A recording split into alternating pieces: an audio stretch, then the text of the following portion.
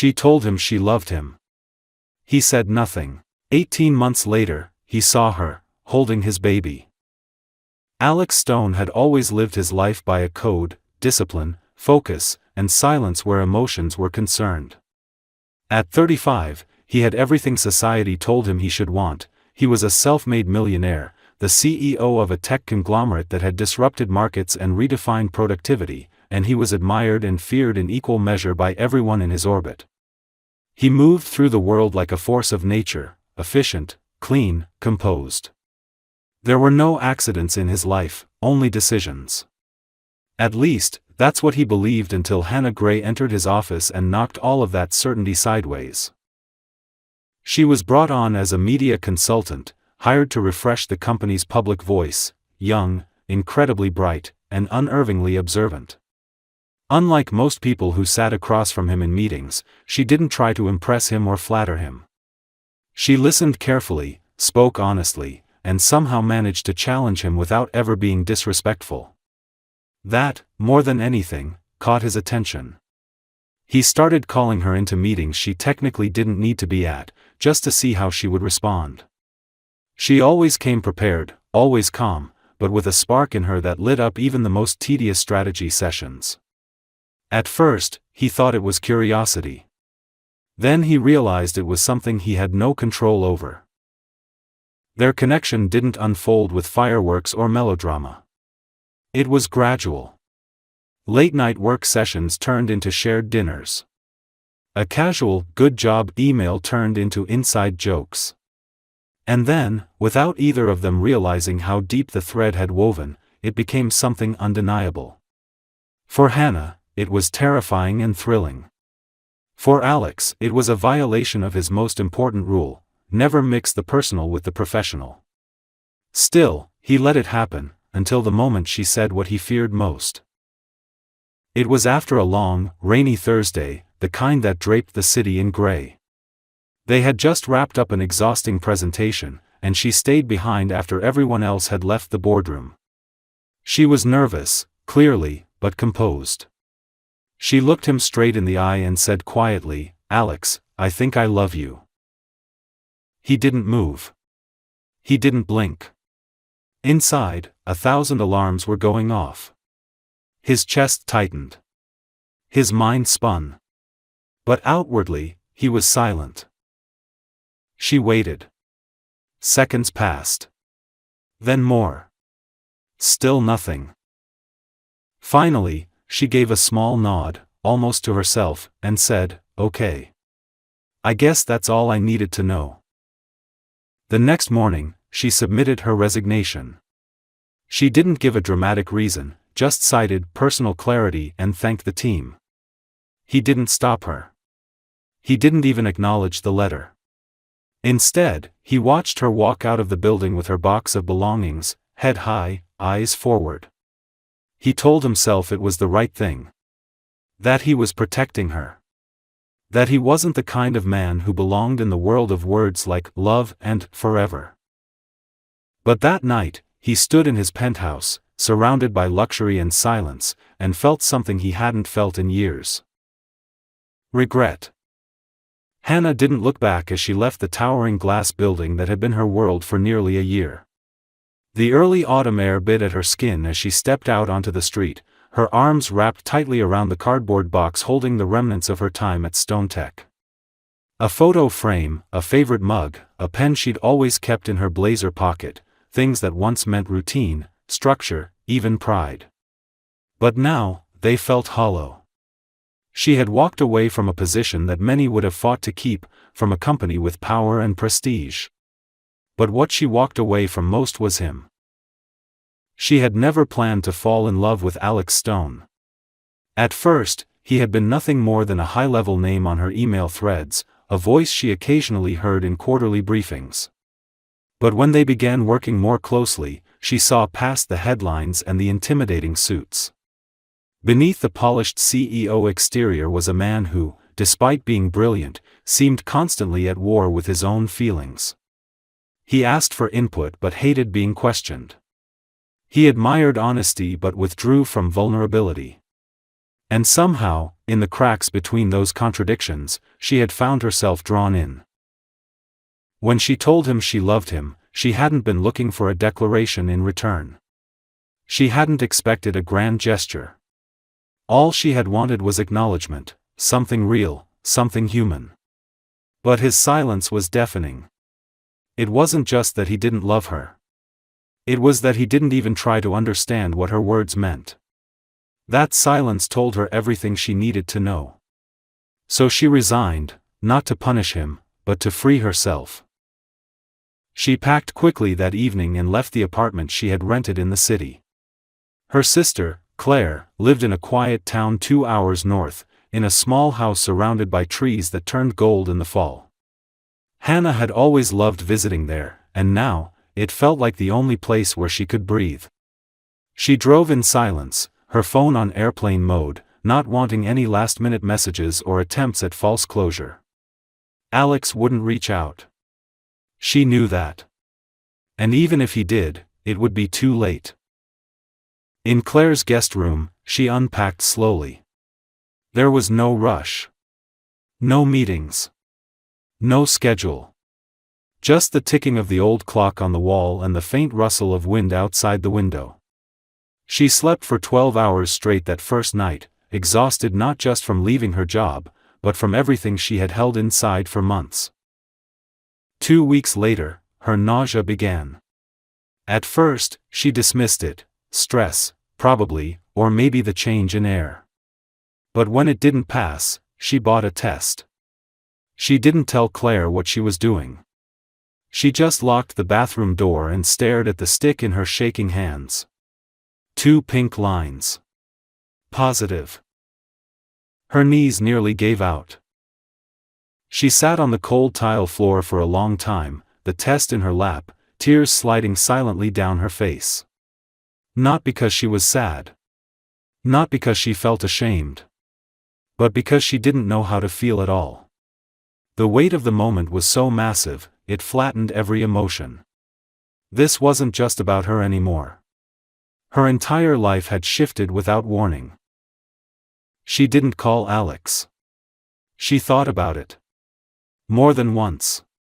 She even drafted a message on her phone.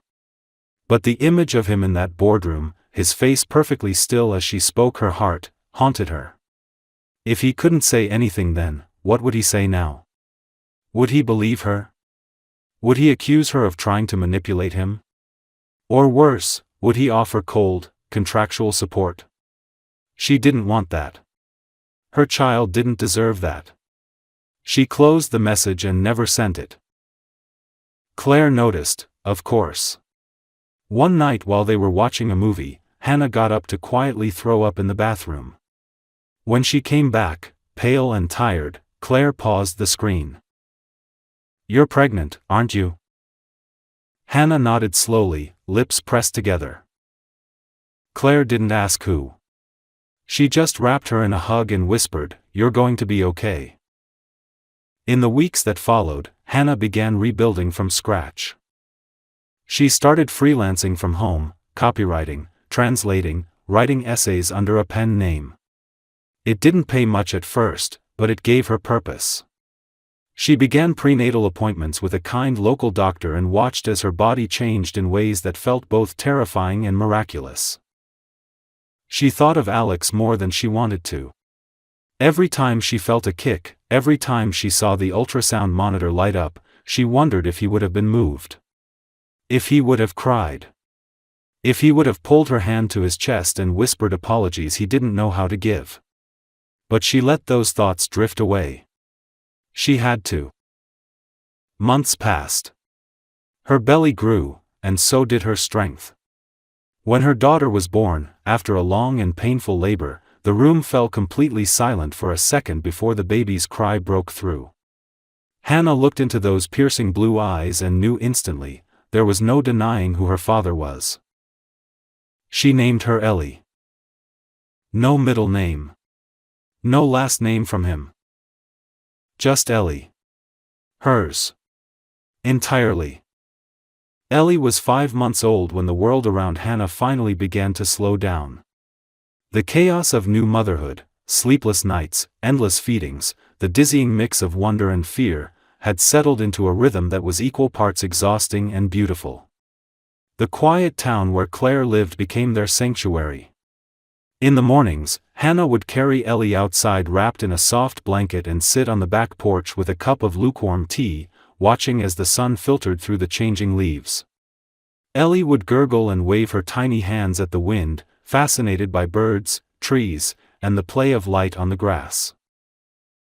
Claire had converted the small sunroom into a nursery, painting one of the walls pale lavender and adding shelves for the few books and toys Hannah had collected. It wasn't extravagant, but it was warm. Safe. The space smelled faintly of lavender oil and baby lotion, and sometimes, when Ellie napped on her chest, Hannah would close her eyes and pretend the world outside didn't exist. Work was steady enough to get by. Hannah had picked up a few reliable clients and found comfort in her late-night writing sessions after Ellie had fallen asleep. Her pieces were reflective, sometimes raw, and even though she wrote under a pseudonym, they gained traction. Comments poured in from women who saw themselves in her, who had left behind something heavy and were learning to live again. She never mentioned Alex by name. Never told the full story. But pieces of it were there, scattered between lines about heartbreak, silence, and choosing to move forward even when nothing made sense. Despite everything, she didn't regret keeping the pregnancy to herself. She didn't want Ellie to grow up as someone's secret, or worse, someone's guilt. She wanted her to be loved openly and fully. And if that love came only from her, then so be it. Still, there were moments, sharp, quiet ones, when she'd look into her daughter's bright blue eyes and feel a deep ache in her chest. Ellie had his eyes. There was no escaping that. Every time Hannah saw them, it reminded her of the moment she confessed her love and was met with silence. It reminded her of the life they never had, and the man who had let it slip through his fingers. Occasionally, Claire would suggest reaching out, especially during nights when Ellie had a fever or when Hannah looked particularly worn down. But Hannah always shook her head. What if he doesn't want to know, she'd ask. What if he regrets her? Claire never had a good answer. And so, they moved forward together, two sisters and one little girl, building a new version of family. Hannah tried not to Google him, but sometimes she couldn't help it. Alex Stone was still in the news, photographed at conferences, featured in interviews, quoted in Forbes and TechWorld. He looked the same in every photo, precise, polished, cold. She wondered if he ever thought of her. If he ever remembered that night in the boardroom when she'd said 3 words and he'd said nothing. It haunted her, not because she wanted to go back, but because part of her still couldn't understand how someone so intelligent could be so emotionally blind. One late October evening, Hannah bundled Ellie into her softest sweater dress and headed to a local harvest fair. It was a modest event held in the town square with warm cider, pumpkins, and a few booths raising money for local schools and shelters. Claire had been volunteering there and invited her to come help set up. Hannah agreed, thinking it might be good for her to be around people again.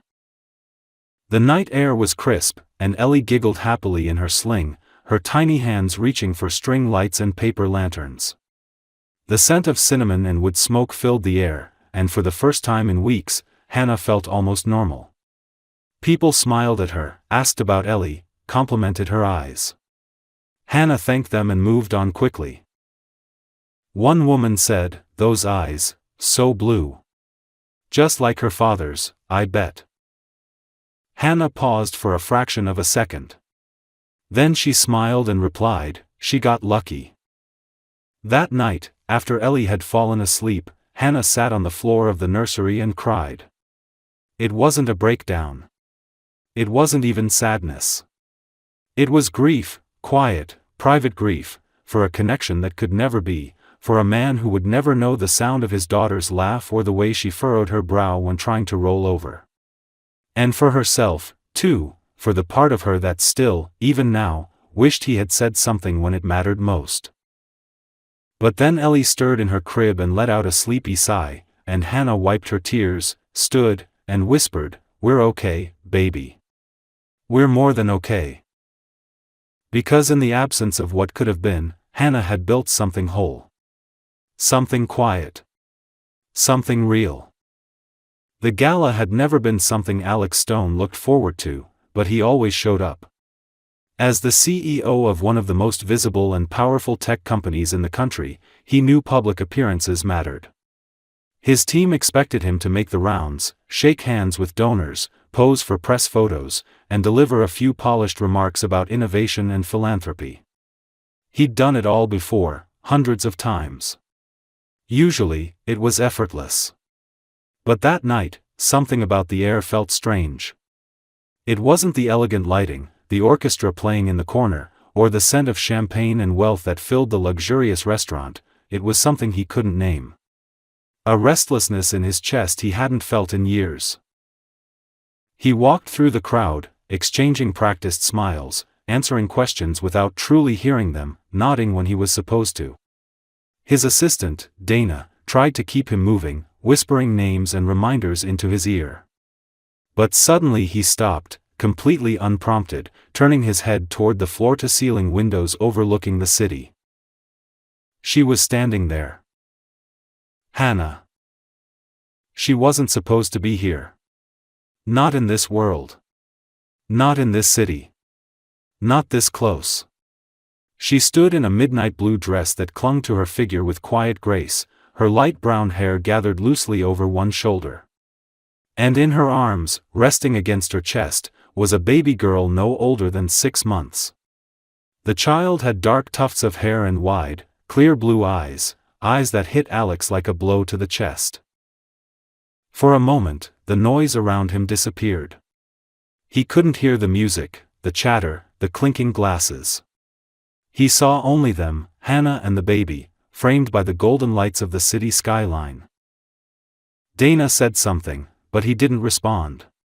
He walked away from her without explanation and crossed the room with slow, deliberate steps. His mind raced with questions he wasn't ready to form. She hadn't seen him yet. She was gently rocking the baby, speaking to her in a soft voice, completely unaware of the impact she was having just by existing in that space. When he finally reached her, his voice came out quieter than he intended. "Hannah?" She turned. For a split second, there was something raw in her expression, shock, hesitation, and something else that he couldn't name. But it vanished quickly, replaced by calm composure. "Alex," she said evenly, as if they were two acquaintances crossing paths at a grocery store. He couldn't look away from the child in her arms. "She's yours," she said simply, without ceremony, without build-up. "And no, I wasn't going to tell you." It wasn't accusatory.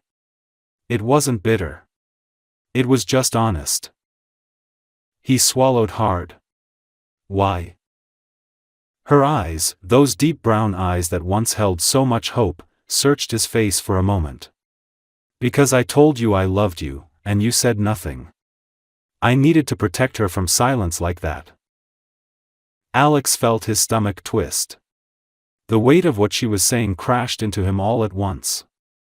The silence he had used as a shield back then had become a wall that kept him from his own daughter. He took a breath. "Can we talk somewhere?" "I'm here on invitation from a friend," she said. "This isn't the place." He nodded slowly. "Will you let me see her? Just for a moment?" Hannah hesitated. Then, gently, she adjusted the blanket that covered the baby's tiny body and tilted her slightly toward him. The baby blinked up at him with impossibly blue eyes and yawned. "What's her name?" he asked, stunned by the sound of his own voice cracking. "Ellie," Hannah replied. "No middle name." He reached out instinctively but stopped himself halfway.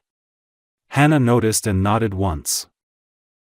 "You can hold her," she said quietly. "But not for long." With shaking hands, Alex took the baby into his arms. She was so small. So warm. Her fingers curled around his thumb, and a wave of emotion surged through him so powerfully that he had to close his eyes. In that moment, every late night at the office, every closed-off instinct, every controlled decision, all of it seemed absurd.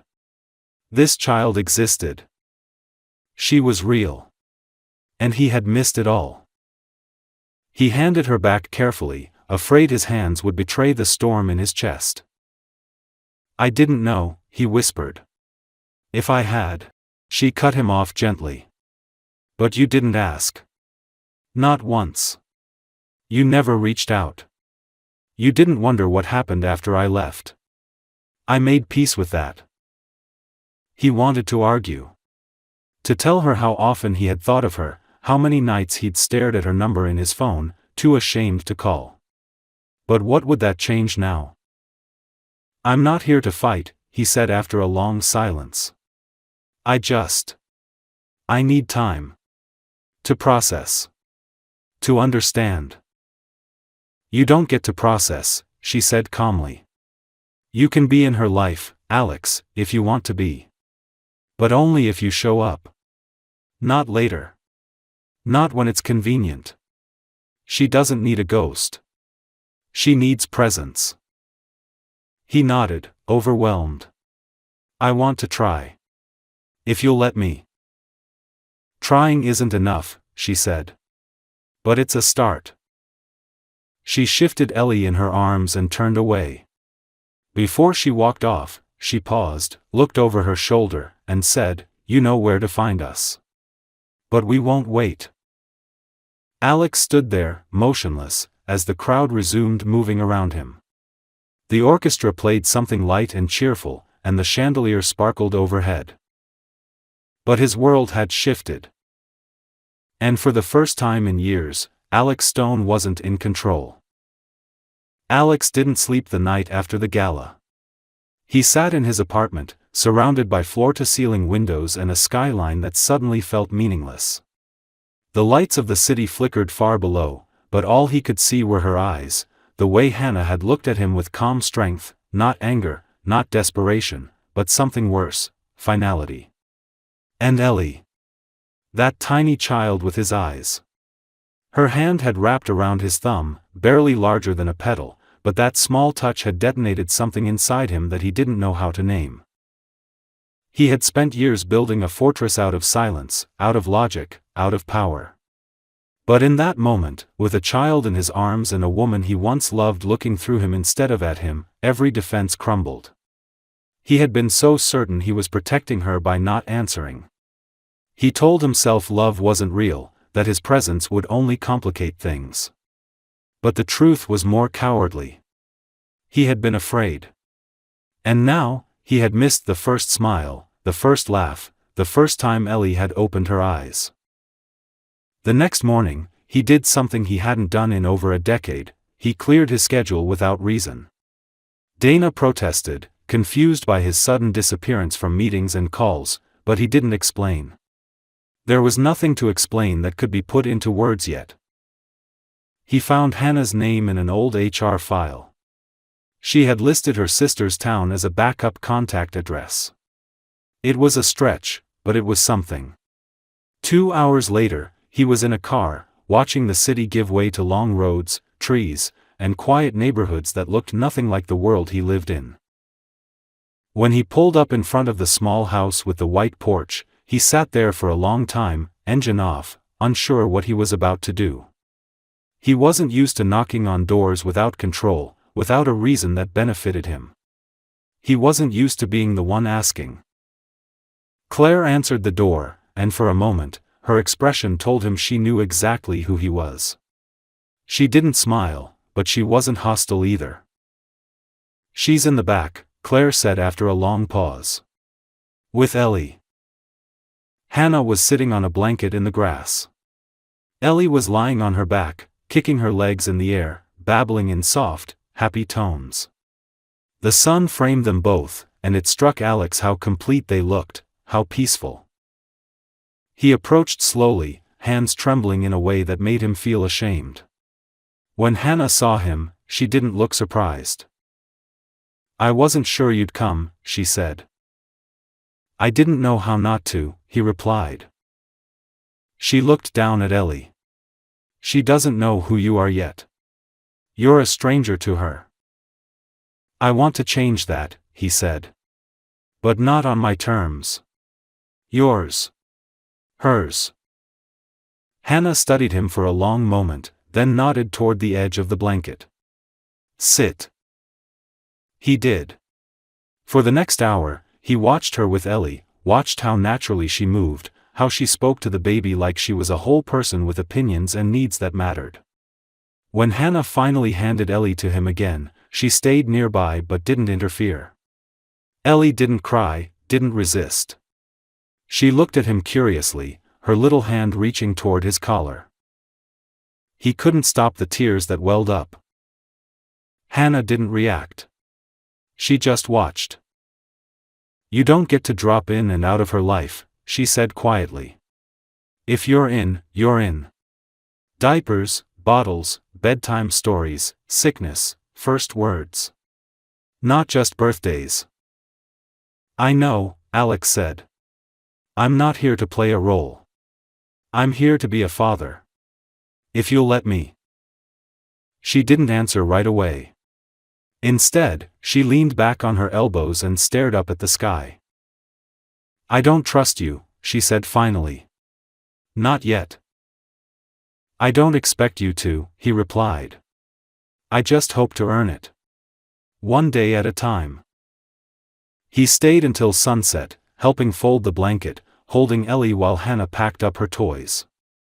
He didn't try to overstay. He didn't ask questions she wasn't ready to answer. When he left, she said only, tomorrow at 10, if you're serious.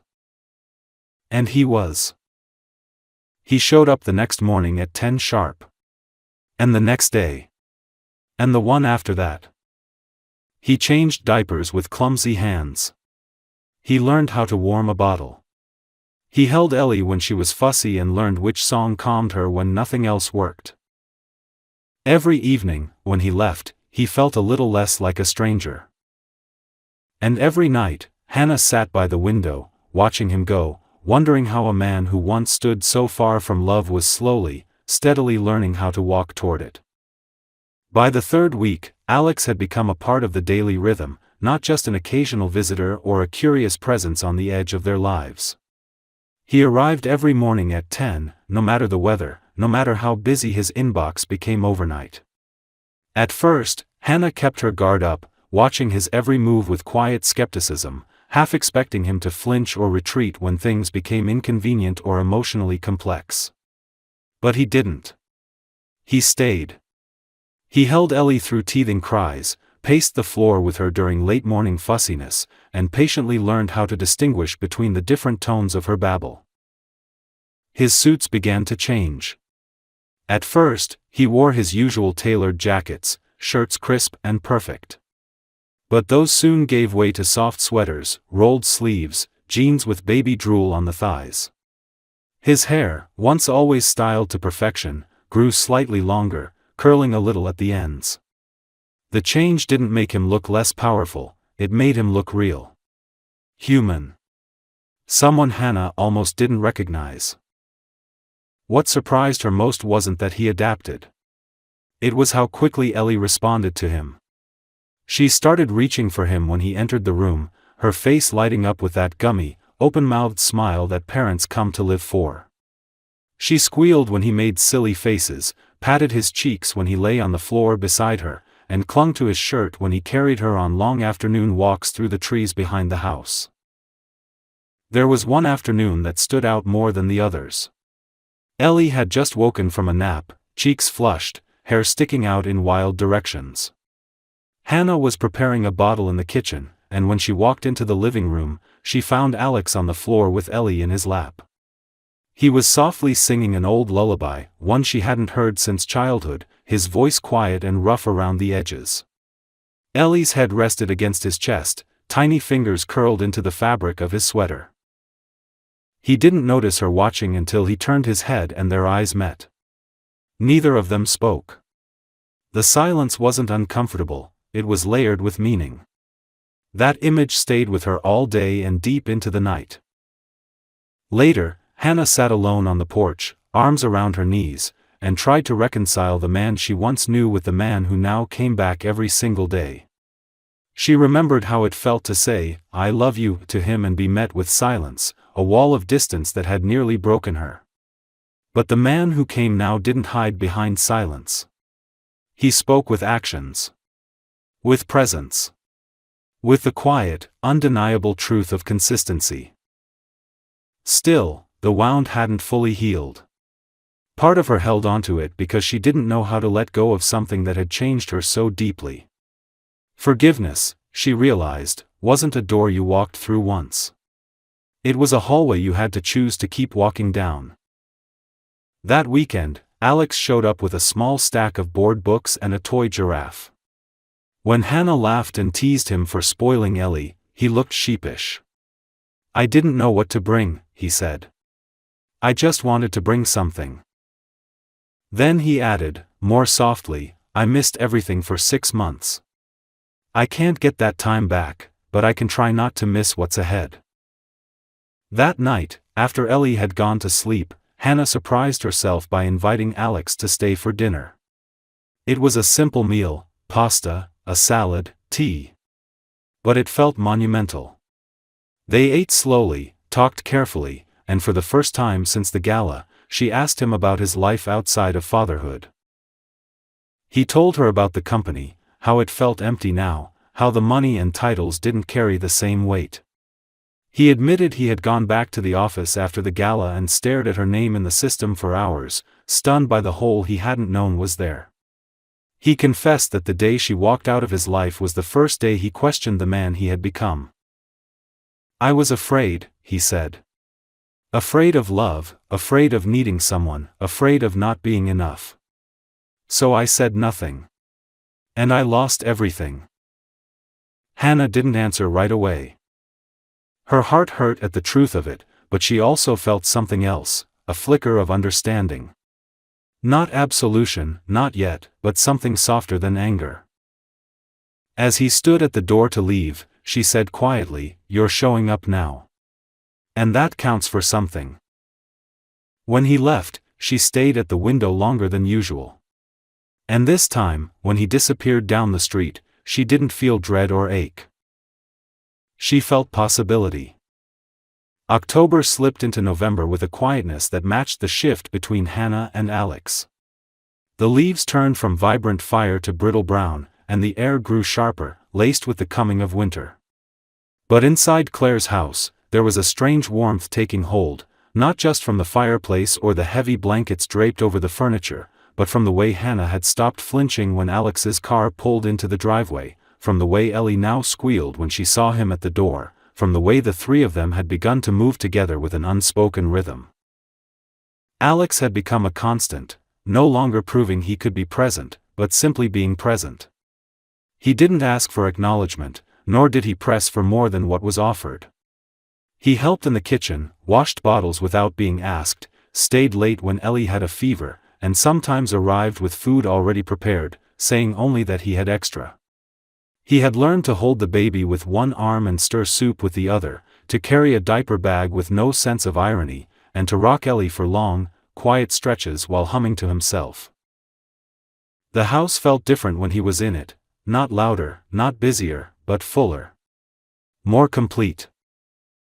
And yet, a part of Hannah remained cautious. She had let herself believe in Alex once and been met with silence that shattered her faith in everything between them. Now, he was here, yes, but for how long? What if the pressure of fatherhood wore on him? What if work pulled him away again?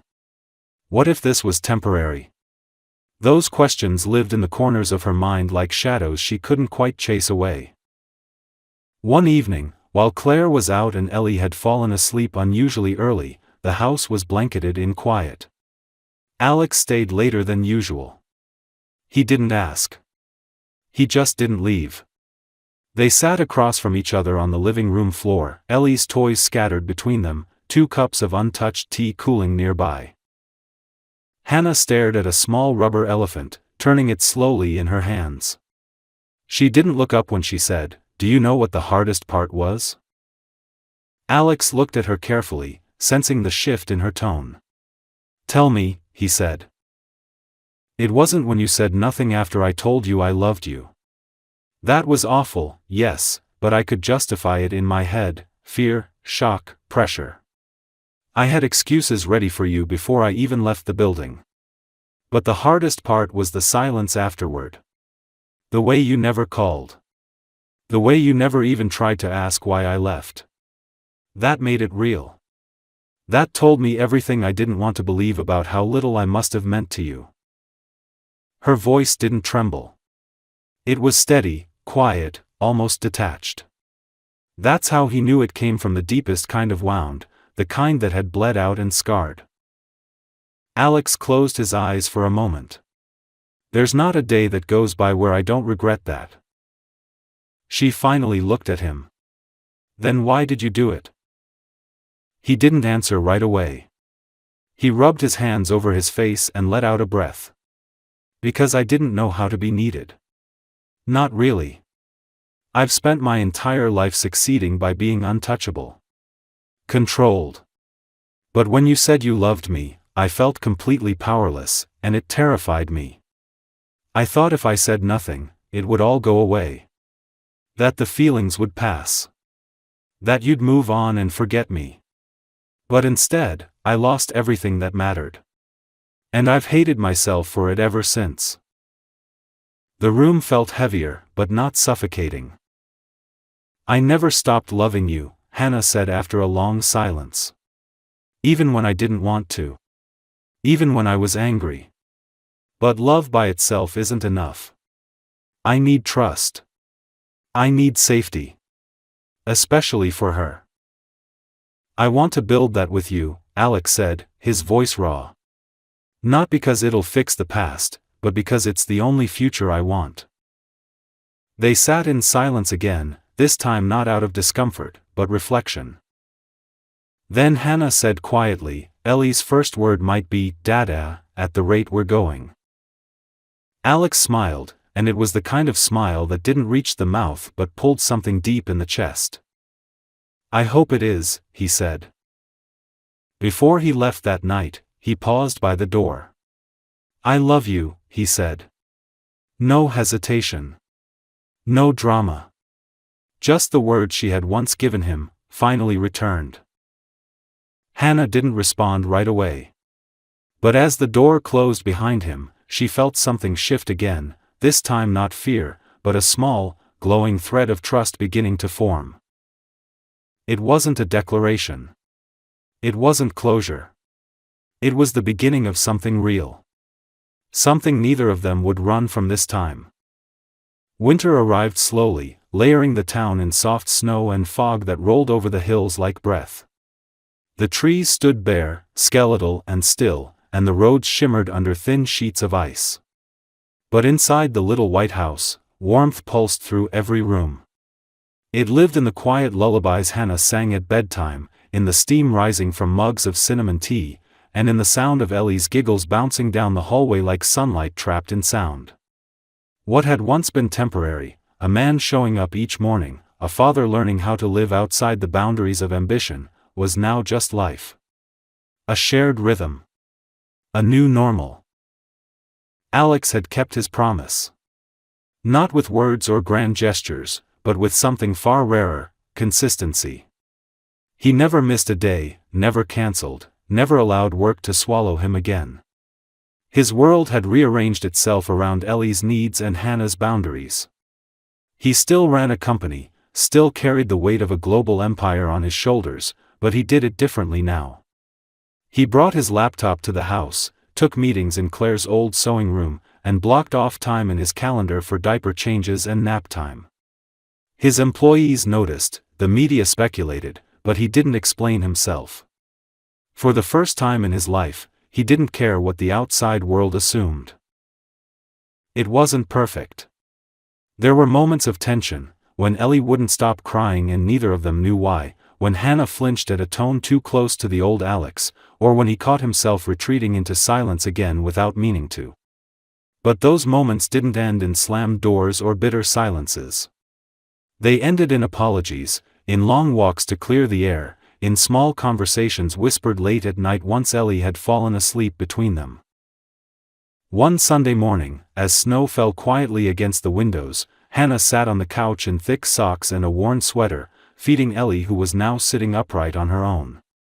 Alex was in the kitchen making coffee, stronger than Hannah liked, but it had become his ritual. As he moved around, humming under his breath, Hannah looked at him and realized something she hadn't said out loud. She wasn't waiting for him to leave anymore. The fear was still there, a quiet echo in her bones, but it no longer controlled her. He was still here. He had chosen them again and again, not because he felt obligated, but because he wanted to. That difference meant everything. That afternoon, Alex took them both to the park. Ellie, bundled in layers of knit and fleece, had just begun taking steps with help, her hands gripping their fingers on either side.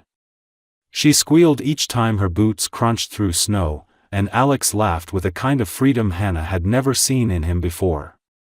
It wasn't the laugh of a man closing a deal or hearing good news. It was lighter. More human. She reached for his arm without thinking, and he looked at her with quiet, hopeful eyes. Later that night, after Ellie had been tucked in and the snow thickened outside, Hannah stood in the doorway of the living room and watched Alex adjust the ornaments on the tree he'd helped them decorate the week before. There was something almost absurd about the way he looked in that moment, this man who had once measured success in acquisition numbers now crouching beside a lopsided tree, wearing socks with tiny snowmen and humming a Christmas carol under his breath. She stepped forward and touched his shoulder. He turned, and she said, simply, "Stay." He blinked, unsure he'd heard her correctly. "Tonight?"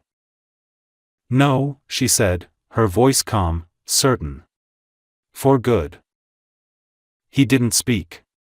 Instead, he rose to his feet, stepped toward her, and took her hands in his. There was nothing grand in his gesture. No ring. No proposal. Just presence. Just honesty. "I wasn't ready when you gave me your heart," he said. "But I've been ready every day since you gave me a second chance." She leaned into him, and for the first time in what felt like years, there was no weight between them. Months later, on a quiet spring morning, they married in the backyard, surrounded by Claire and a few close friends. Ellie toddled through flower petals in a white dress too big for her and stole the attention from everyone. There was no orchestra, no press, no spectacle. Just promises exchanged under sunlight, and laughter that lingered in the trees. It wasn't the life Hannah had once imagined, but it was real. Built not on perfection, but on brokenness, healed slowly by love that showed up, again and again. And when Alex bent to kiss her hand that night, holding their daughter in his other arm, she knew without doubt that she had not lost anything after all. She had found everything. As the author, I believe the ending of this story is a testament to the quiet power of redemption, not the loud, dramatic kind, but the kind that takes time, consistency, and humility. Alex's transformation wasn't instant, nor was Hannah's forgiveness. That's what makes it real. Love here isn't portrayed as a fairy tale, but as something deeply human, flawed, painful, yet resilient. The story reminds us that some silences hurt more than lies, but also that healing is possible when someone is truly willing to change. Hannah didn't wait for Alex to rescue her, she built a life on her own, and that strength is what made space for them to reconnect, not as who they were, but as who they chose to become. In the end, it's not the grand gestures that define love. It's the everyday presence, the willingness to show up when it's hard, and the courage to believe in second chances. That's why this ending, for all its softness, feels powerful, because it earns its happiness. Emma froze mid-motion, her fork hovering above the plate, as the little girl approached her table. "Don't eat that," the girl said softly but firmly. Emma stared at her, a chill running down her spine. The girl's serious expression was far too intense for someone her age. Her eyes, filled with urgency, seemed to pierce through Emma. What? Why? Emma managed to whisper, but the child didn't say another word. She turned around and disappeared into the bustling crowd of restaurant guests. Emma set the fork down, her hand trembling slightly. She glanced around nervously, the lively restaurant suddenly feeling suffocating. A wave of unease washed over her. Who was that girl? And, more importantly, why did she say that? What do you think this could mean? Would you trust a stranger in such a situation? Share your thoughts in the comments. Don't forget to subscribe to the channel to find out what happened next and stay tuned for more updates. The restaurant exuded opulence. Crystal chandeliers bathed the room in a warm golden glow, their light reflecting off polished marble floors and immaculately set tables adorned with fine china and silverware. Waiters moved silently, their steps barely audible against the soft hum of classical piano music playing in the background. Emma sat alone at a secluded corner table, her presence commanding attention even in the midst of such splendor.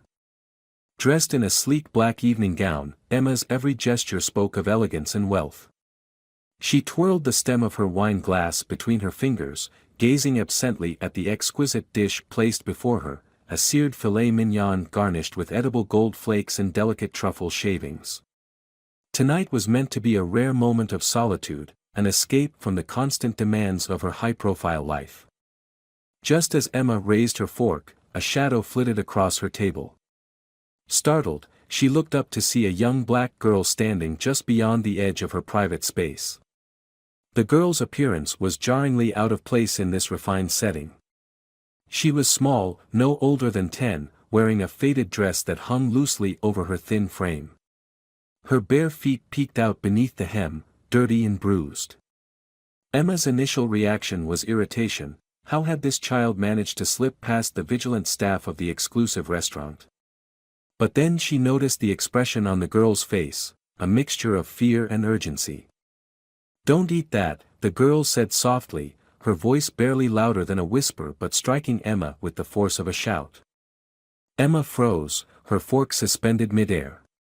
She blinked, trying to process what had just happened. "What did you say?" she asked, her voice edged with confusion. The girl's wide, dark eyes locked onto hers, filled with a gravity far beyond her years. "Don't eat it," she repeated, her tone firm, almost pleading. Before Emma could react further, the girl turned and darted away, disappearing into the crowded dining room. Emma's gaze followed her, but the child had vanished as suddenly as she had appeared. For a moment, Emma sat motionless, the weight of the girl's words settling over her. The lively atmosphere around her seemed to fade, replaced by a tense silence.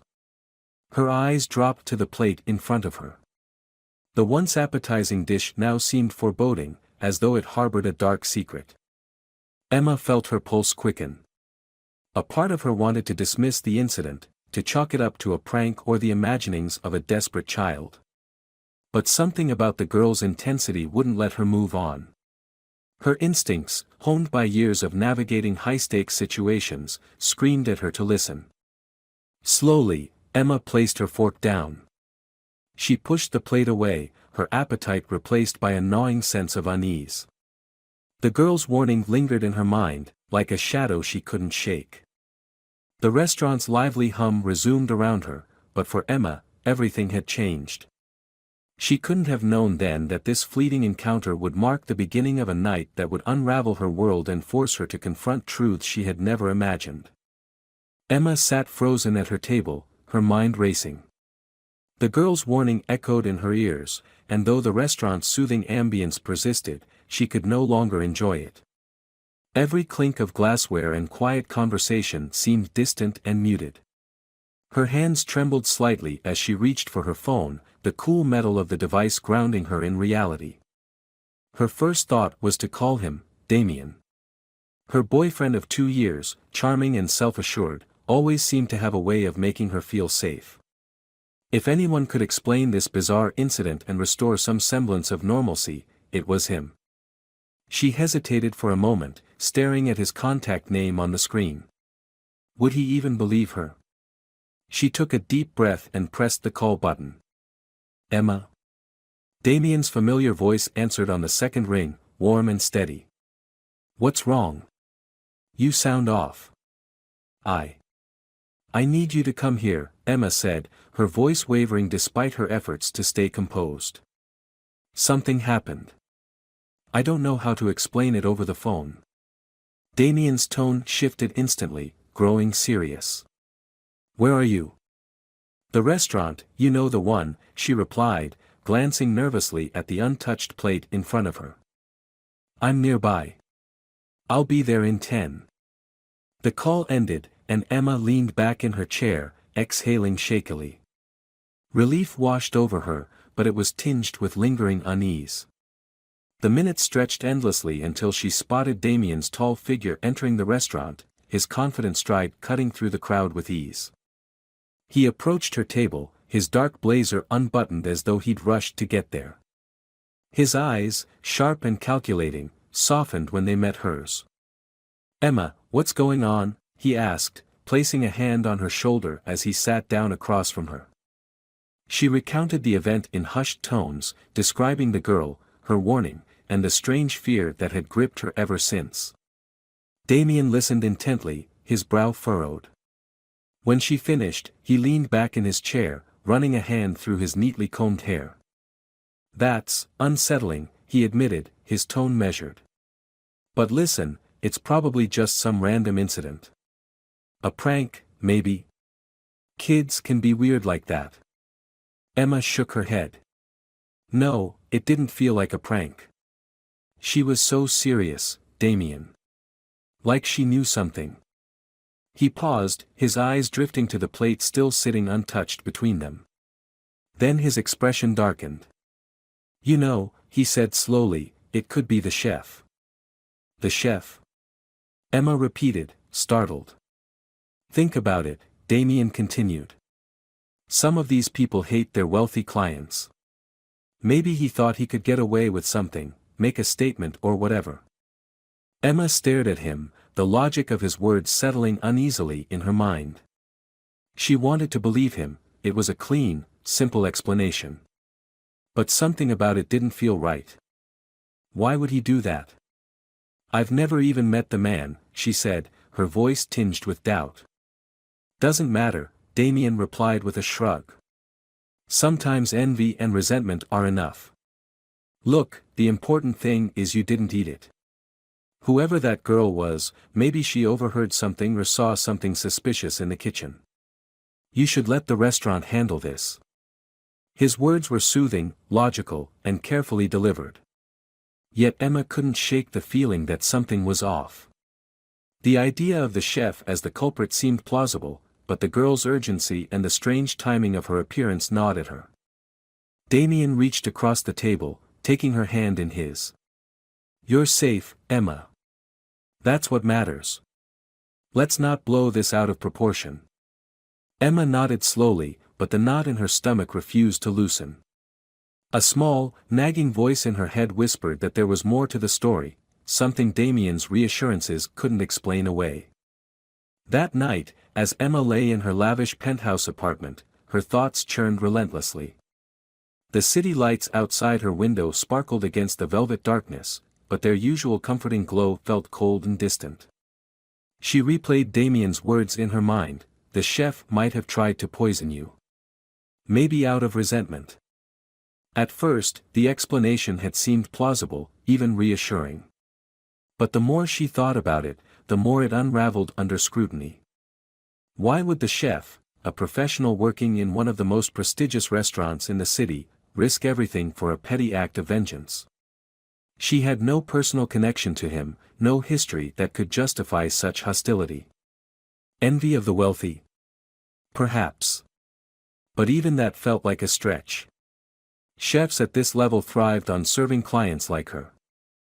Emma sat up in bed, the silk sheets pooling around her. The shadows in the room seemed to deepen as her doubt grew. What if Damien was wrong?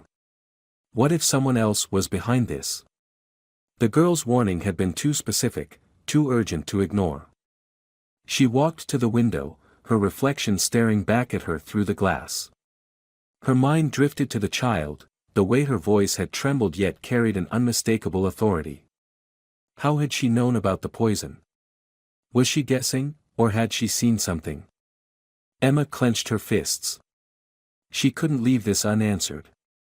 The girl held a piece of the puzzle, and Emma needed to find her. But where would she even start? The child's disheveled appearance suggested she didn't belong to the polished world of that restaurant. No, she had likely come from elsewhere, somewhere far removed from Emma's reality. The next morning, Emma skipped her usual routine of yoga and green juice. Instead, she sat at her kitchen island, poring over a map of the city. Her eyes traced the lines of neighborhoods she rarely thought about, the poorer districts, places she had no reason to visit. Somewhere in those streets, the girl was hiding.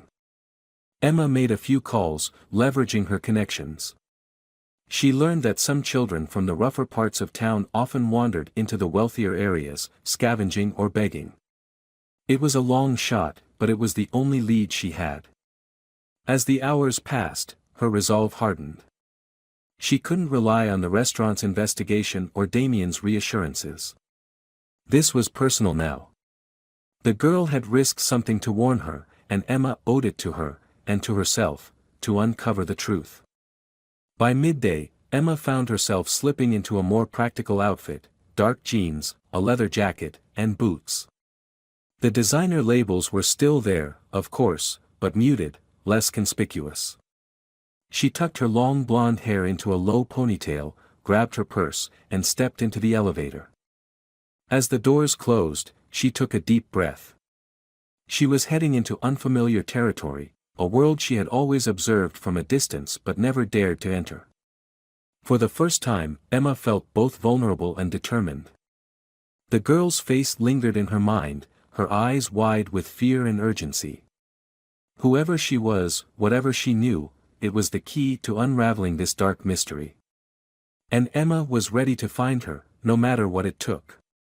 The air was colder on this side of the city, as if the towering buildings and endless concrete had swallowed the warmth whole. Emma stepped out of her sleek black car, its glossy exterior drawing immediate stares from the scattered figures on the street. It wasn't the kind of place she had ever visited before.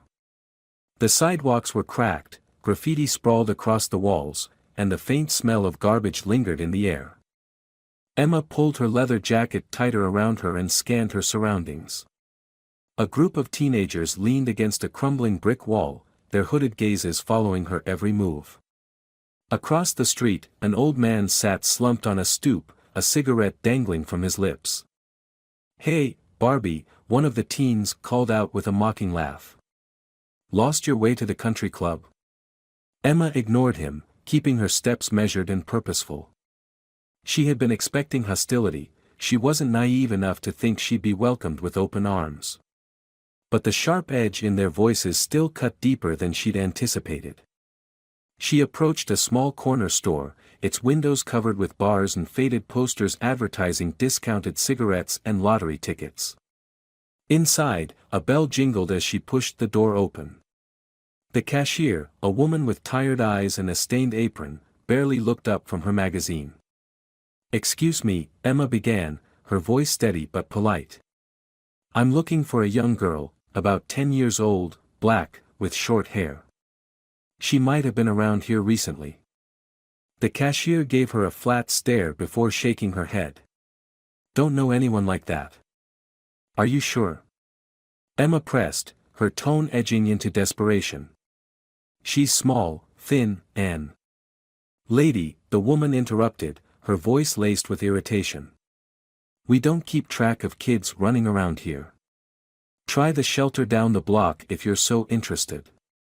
Emma thanked her stiffly and left, her cheeks burning. She could feel the cashier's eyes boring into her back as she exited the store. Outside, the stares and murmurs followed her as she walked toward the shelter. Whispers of "rich girl" and "what's she doing here" floated through the air, their scorn unmistakable. A young mother pushing a stroller crossed the street to avoid her. Emma's frustration mounted. She wasn't here to judge or meddle, she just wanted answers. But it was clear that, to these people, she represented everything they despised: privilege, detachment, a life they could never have. The shelter was a small, run-down building with peeling paint and a faded sign. Inside, the atmosphere was stark but functional. Rows of chairs lined the walls, and a few children played quietly in the corner under the watchful eye of a tired-looking volunteer. Emma approached the front desk, where a middle-aged woman with kind but wary eyes greeted her.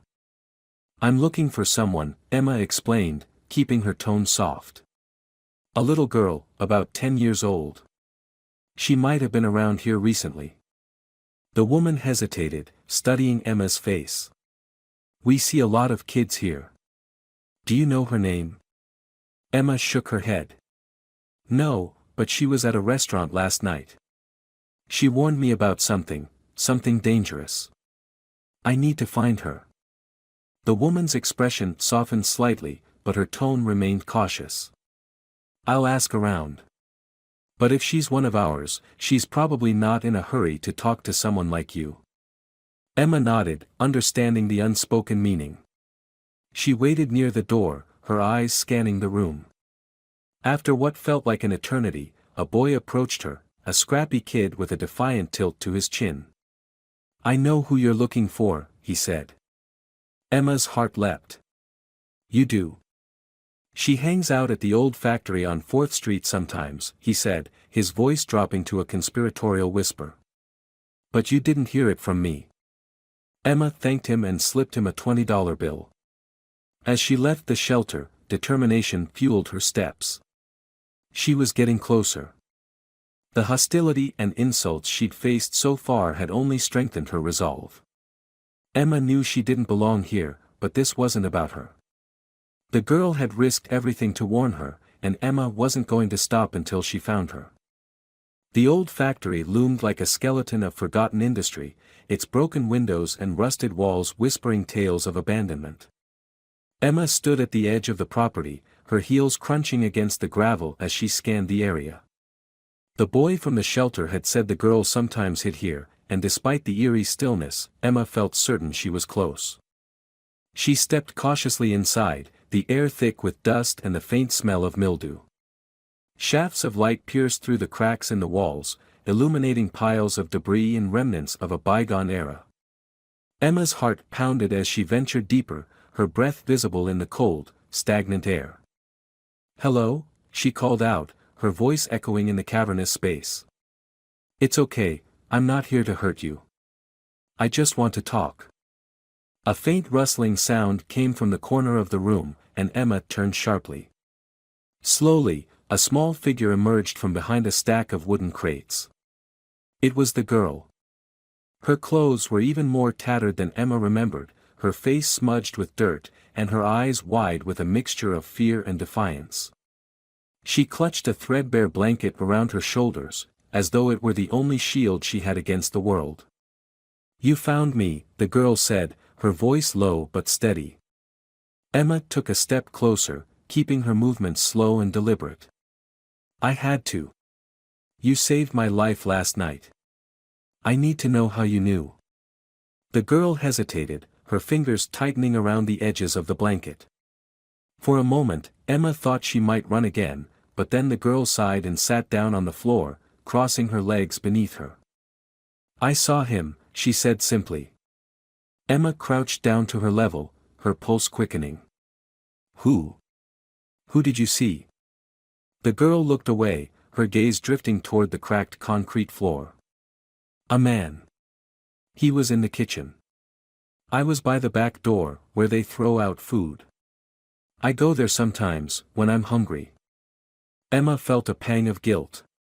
The thought of this child scavenging for scraps while she dined on lavish meals was almost too much to bear. The girl continued, her voice soft but unwavering. "I saw him take a little bottle out of his pocket. He poured something into your food before the waiter brought it out. I didn't know what it was, but it didn't look right." Emma's stomach turned as she imagined the scene. "Why did you warn me?" she asked gently. The girl shrugged, her small shoulders rising and falling. "Because you didn't look mean," she said, as though it were the simplest thing in the world. I thought, maybe you didn't deserve it. Emma's throat tightened. She reached out and placed a hand on the girl's, but the child flinched and pulled away. I'm sorry, Emma said quickly, lowering her hand. I don't know how to thank you. You saved my life, and I don't even know your name. The girl hesitated before replying, Ava. Ava, Emma repeated, committing the name to memory. Listen, Ava, I need your help. I need to find out who that man was.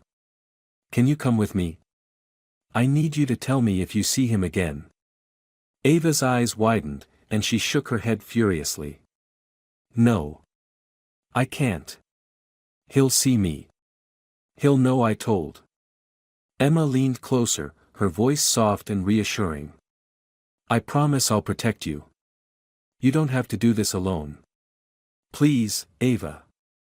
This could stop him from hurting someone else. The girl looked at her for a long moment, her small face a mixture of fear and reluctant courage. Finally, she gave a hesitant nod. Okay, she said quietly. But only if you promise I'll be safe. You have my word, Emma replied, her voice firm. As they left the factory together, Emma couldn't shake the feeling that Ava's story was only the beginning. Someone had gone to great lengths to harm her, and now she was determined to uncover the truth, no matter how deep or dark the trail might lead. The car ride back to the restaurant was tense, the silence between Emma and Ava thick with unspoken fears. Ava sat curled up in the passenger seat, her small hands gripping the edges of the seatbelt as she stared out the window. Emma could sense her unease, the girl's earlier reluctance had barely been overcome, and now she was walking back into the lion's den. We'll be in and out, Emma assured her, though she wasn't entirely convinced herself. You just need to look at him and tell me if he's the one. That's all. Ava gave a small nod, but she didn't turn her gaze from the window. Emma focused on the road, her grip on the steering wheel tightening. She wanted to believe Damien's theory, that the chef, driven by resentment or anger, had been the one to poison her meal. It made sense on the surface, but as the restaurant came into view, doubt began to creep in. The restaurant's familiar golden glow felt oppressive now, its grandeur masking the dark undercurrents Emma knew lurked beneath. She parked discreetly and led Ava through the side entrance, avoiding the main dining area. The staff corridor was a stark contrast to the polished elegance of the restaurant, narrow, dimly lit, and filled with the hum of industrial freezers and clatter from the kitchen. Wait here, Emma whispered, motioning to Ava to stay near the wall. The girl nodded, her wide eyes darting nervously around the corridor. Emma stepped into the bustling kitchen, scanning the faces of the staff until she spotted him, the chef. He stood at the counter, his back to her, meticulously plating a dish. The man looked calm, focused, and utterly indifferent to her presence. Chef Laurent, Emma called out, her voice firm but polite. The man turned, his sharp features framed by a neatly tied chef's hat. His eyes narrowed slightly when he saw her, but he masked his surprise with a practiced professionalism. Ms. Carter, he said smoothly, wiping his hands on a towel. What a surprise. Is there something I can help you with? Emma's stomach tightened. She could feel the weight of Ava's presence just outside the kitchen, her unspoken testimony hanging in the air. I need to ask you something, Emma began, choosing her words carefully. Were you the only person who prepared my meal last night? Laurent's expression remained neutral, but there was a flicker of annoyance in his eyes. Of course. As always, I personally oversee the preparation of every VIP's dish. Is there a problem? Emma hesitated, then stepped aside, motioning for Ava to enter. The girl moved slowly, her small frame dwarfed by the stainless steel appliances and towering figures of the kitchen staff. Do you recognize him? Emma asked, her voice quieter now, almost gentle. Ava's eyes darted to Laurent, her face pale. She stared at him for a long moment, then shook her head firmly. No. It's not him. Emma blinked, stunned. Are you sure? Ava nodded again, her voice trembling but certain. I'm sure. He's not the one. The room seemed to exhale all at once. Laurent's stern gaze shifted between Emma and the girl, his tone clipped as he spoke. Miss Carter, I assure you, neither I nor my staff had any involvement in whatever you're implying. If you have concerns, I suggest you take them up with management. Emma murmured an apology, the weight of her mistake pressing down on her. She ushered Ava out of the kitchen, her thoughts spinning. Back in the car, Emma slumped into the driver's seat. Ava sat beside her, silent but visibly relieved. It's not him, Ava repeated softly, as though to reassure herself as much as Emma. Emma nodded, but her mind raced. If it wasn't the chef, then who? Damien's confident accusation now seemed suspect. Why had he been so quick to pin the blame? Her grip tightened on the steering wheel. For the first time, she allowed herself to consider a possibility that had been lingering at the edges of her mind, too dark to fully acknowledge. What if Damien wasn't just wrong? What if he knew more than he was letting on? Emma glanced at Ava, her small face etched with exhaustion. We'll figure this out, she said softly, though her own certainty was beginning to crack. As she started the car, Emma knew one thing for sure, this wasn't over. The truth was out there, and it was closer than she'd ever imagined. The air outside the restaurant was thick and cold, carrying the faint smell of rain. Emma and Ava walked briskly to the car, their steps echoing against the quiet of the nearly deserted lot. Ava clutched her threadbare jacket around her small frame, her face pale but composed after the tension in the kitchen. Emma unlocked the car with a beep and opened the passenger door for Ava. You did great, she said softly, offering the girl a reassuring smile. Ava nodded, her lips pressed tightly together, and climbed in. Emma moved to the driver's side, her thoughts swirling with unanswered questions. She slid into the seat and pulled the door shut with a sigh. As she started the ignition, a familiar voice called out from behind the car. Emma. She froze. Turning her head, she saw Damien approaching from the shadows, his tailored coat flaring slightly with each step. His smile was warm, disarming, but there was an edge to his presence that sent a ripple of unease through her. Damien, she said, her voice tinged with surprise. What are you doing here? I was nearby, he replied, leaning casually against the car's hood. I thought I'd check in, see how things were going. You didn't answer my texts. Emma blinked, realizing she hadn't even glanced at her phone in hours. I've been busy, she said carefully, glancing toward Ava, who was now visibly tense in the passenger seat. Damien's eyes shifted to the girl, his expression softening. And who's this? Before Emma could answer, Ava let out a sharp gasp.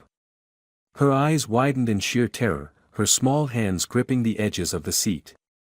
It's him, she whispered, her voice barely audible but filled with raw panic. Emma's heart sank. What? Ava's breathing quickened, her chest heaving as tears welled in her eyes. She fumbled with the door handle, her movements frantic.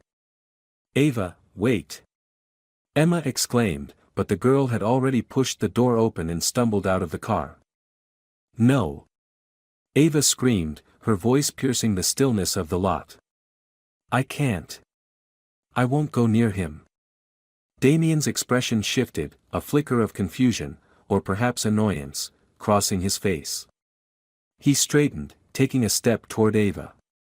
Hey, calm down, he said, his tone smooth but unsettlingly controlled.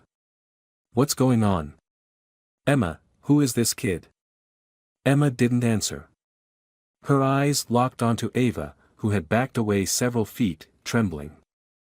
The girl's fear was palpable, radiating off her in waves as she stared at Damien like he was a monster. Stay away! Ava cried, her voice breaking. It was him. He's the one. Emma's blood ran cold. For a moment, the world seemed to tilt. Ava, what are you saying? It was him, the girl sobbed, pointing a trembling finger at Damien. He's the one I saw in the kitchen. He put something in your food. Damien froze, his carefully curated composure cracking ever so slightly. His eyes darted between Emma and Ava, his mouth opening as if to deny it. Emma, he began, his voice low, almost pleading. This is insane. You're not seriously listening to her, are you? But Emma wasn't listening to him anymore. Her mind raced as the pieces began to click into place, the strange timing of his arrival, his eagerness to pin the blame on the chef, the subtle manipulations she'd ignored for far too long. Ava's terrified cries echoed in her ears as the girl turned and bolted into the night. Ava, wait! Emma shouted, fumbling to unbuckle her seatbelt. She shot Damien a glare that stopped him in his tracks. Don't you dare follow her. Without another word, Emma jumped out of the car and ran after Ava, her heels clicking against the pavement. The girl disappeared around the corner of the lot, her sobs growing faint against the howling wind. The park was eerily quiet, its dimly lit pathways lined with skeletal trees swaying gently in the cold night breeze. Emma's heels struck the pavement with sharp, echoing clicks as she chased after Ava, her heart pounding harder with every step. The girl's small figure darted ahead, her silhouette fading into the shadows. Ava! Emma called, her voice laced with desperation. Please, stop. You're safe now. Finally, Emma saw her, curled up on a bench beneath a flickering street lamp. The light cast a ghostly glow over Ava's trembling form, her thin arms wrapped tightly around her knees. She was crying, her small body shaking with each ragged sob. Emma slowed her pace, her own breath catching in her chest. She approached cautiously, not wanting to startle the girl further. Kneeling in front of her, Emma reached out gently. Ava, she said softly, her voice breaking. It's okay. I'm here. You're safe. Ava raised her head, her tear-streaked face filled with raw fear and anguish.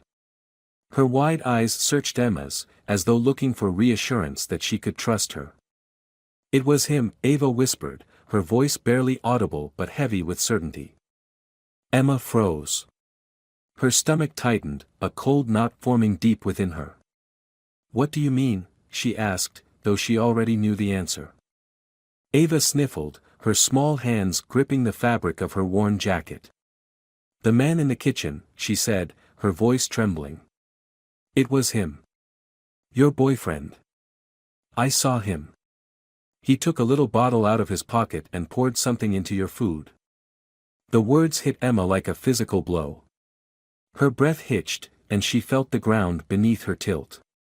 She struggled to process what she was hearing, her mind racing to deny the horrifying implication. No, Emma murmured, shaking her head. That can't be true.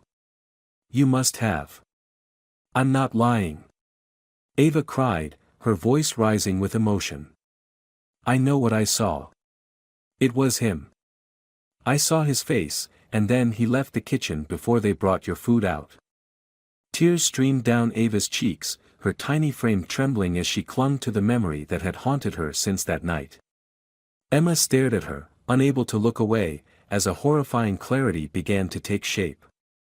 The pieces clicked into place with sickening precision, Damien's insistence on blaming the chef, his suspiciously timed arrival, his smooth reassurances that everything was fine. It all seemed so calculated now, so deliberately crafted to misdirect her. Emma sank onto the bench beside Ava, her legs no longer able to support her. She pressed her hands to her face, her pulse roaring in her ears.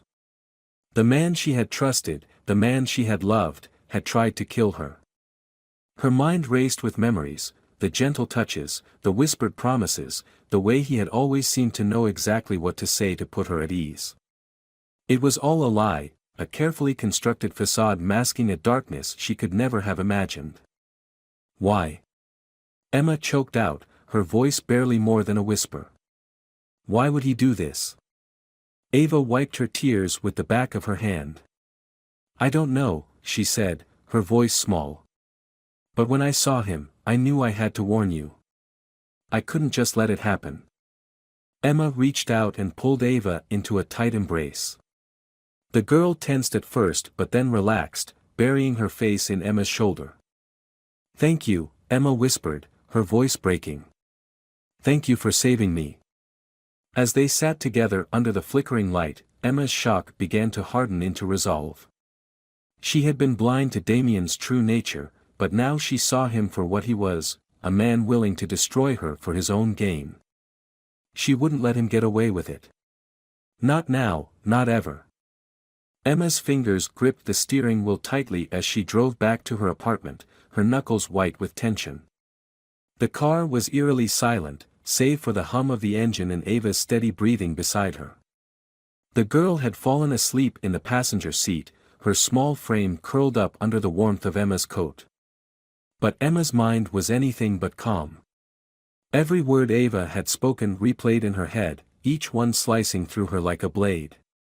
Damien. The man she had trusted, the man she thought she loved, had tried to kill her. When they arrived, Emma carried Ava into the guest room, tucking her into the plush bed. The girl stirred but didn't wake, exhaustion finally claiming her. Emma brushed a strand of hair from her face, then quietly left the room, closing the door behind her. Her steps were deliberate as she walked into the living room. The space, usually a haven of comfort with its sleek furniture and panoramic city views, now felt cold and alien. Emma grabbed her phone and dialed Damien's number, her hand trembling slightly. "Emma?"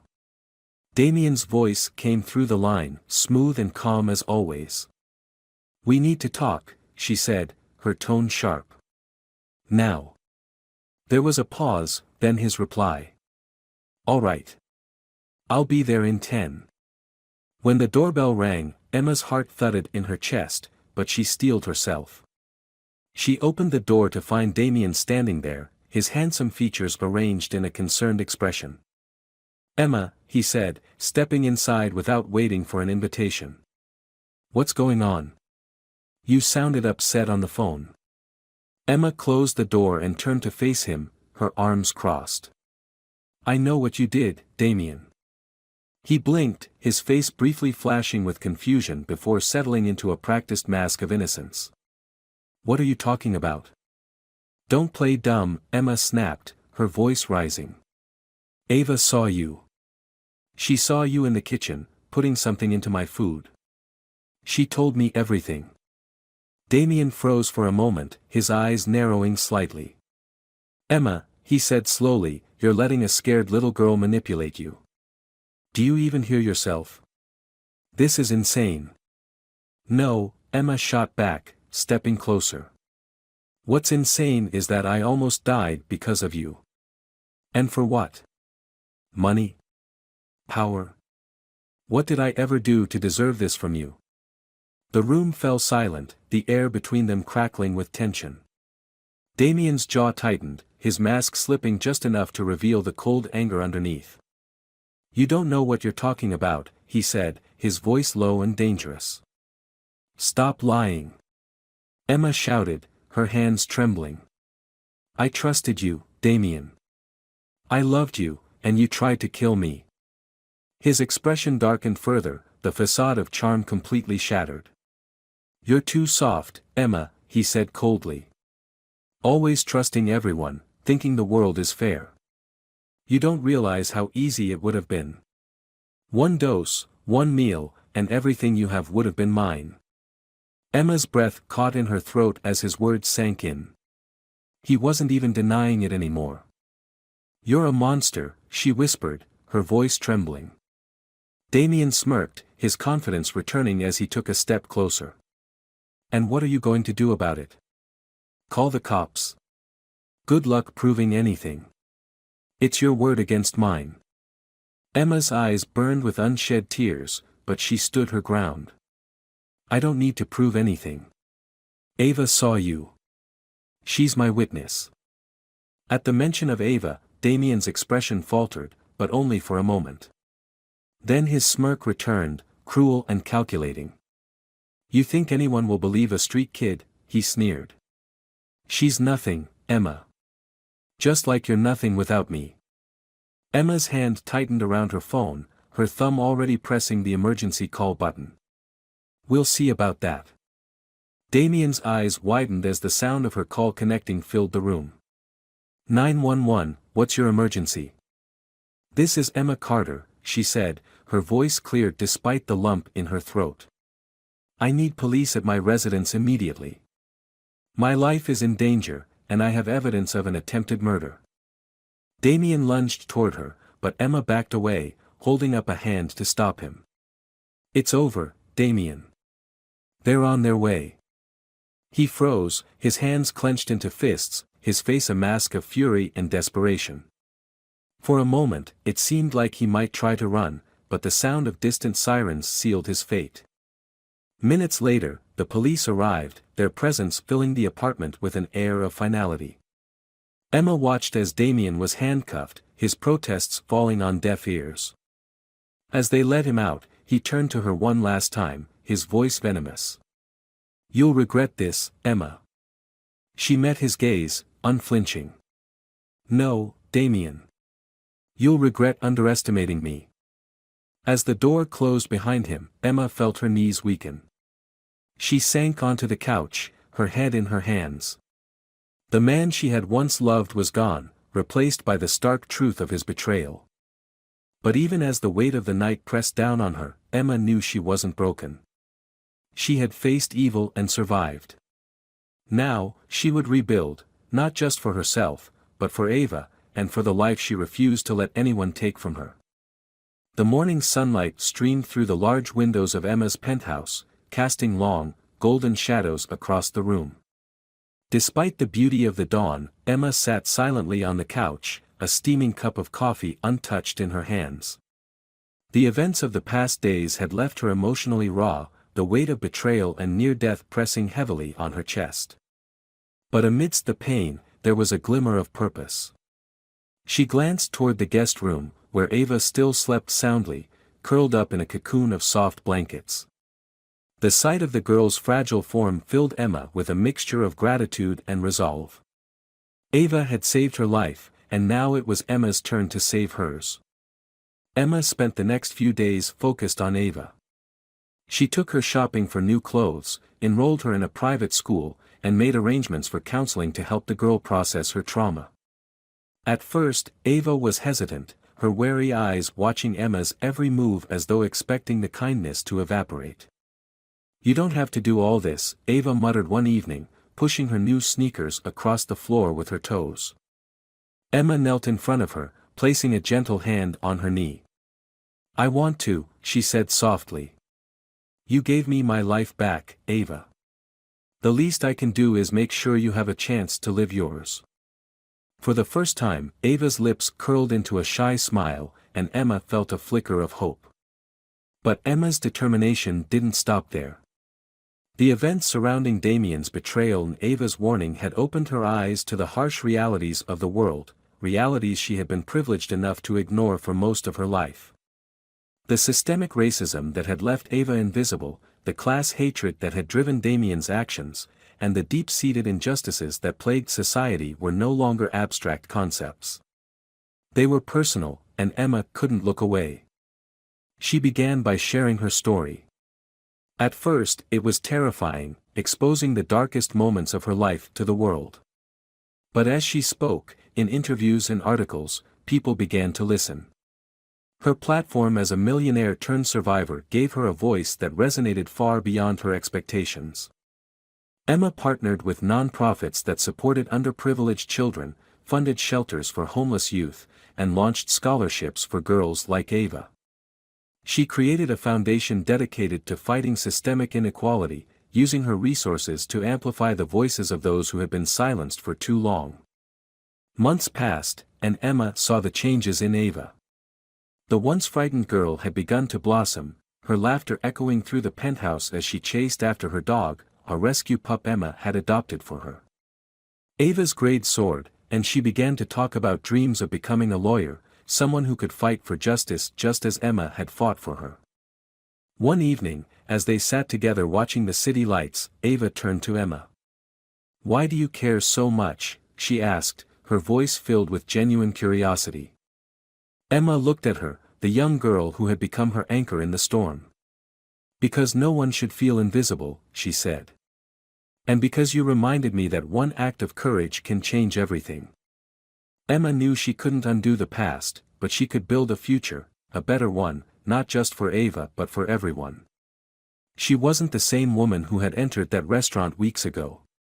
The experience had broken her, but it had also remade her into someone stronger, someone who could no longer turn a blind eye to the world's injustices. What about this story resonated with you most?